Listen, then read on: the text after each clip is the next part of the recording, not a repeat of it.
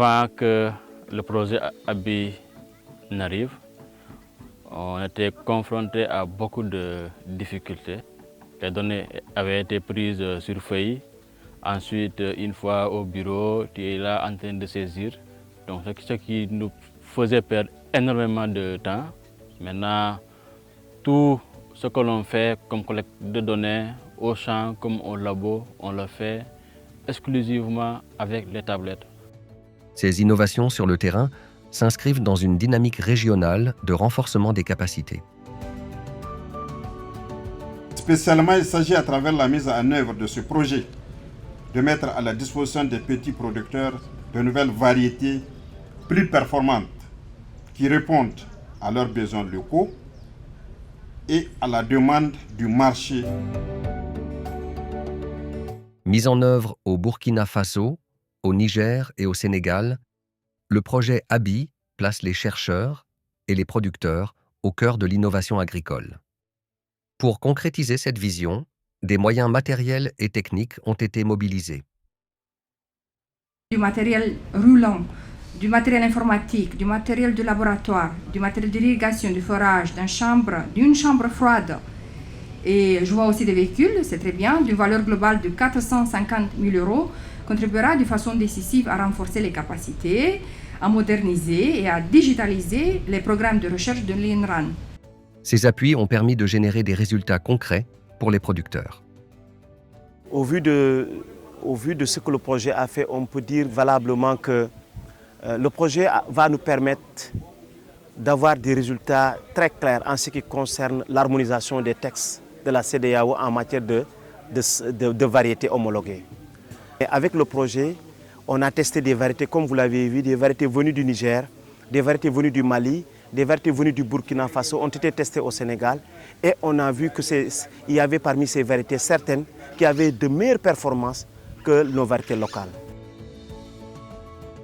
Beaucoup de lignées sont en cours de développement. On a eu 6 variétés, des variétés centenaires qui avaient été développées.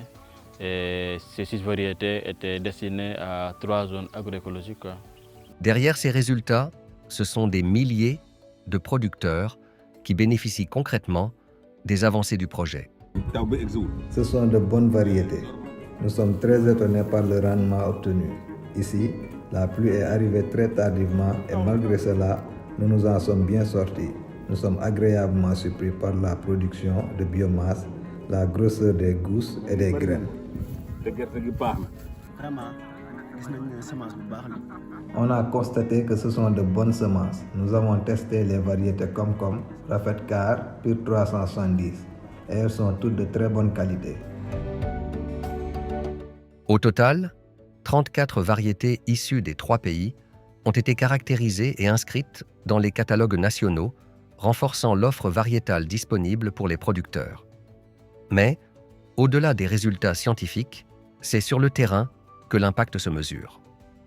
À ce jour, plus de 20 000 producteurs, dont 37% de femmes, ont été touchés par le projet, avec plus de 10 000 bénéficiaires directs grâce aux semences améliorées.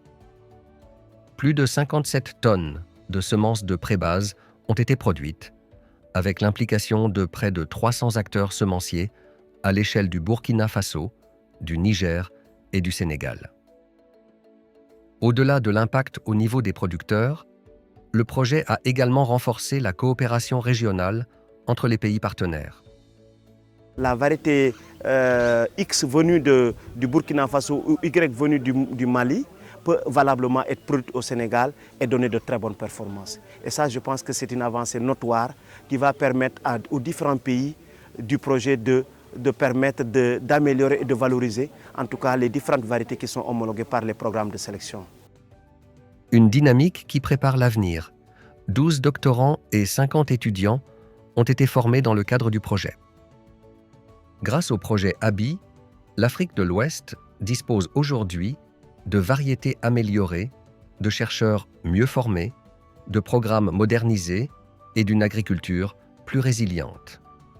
Ensemble, chercheurs et producteurs construisent l'avenir de l'agriculture durable.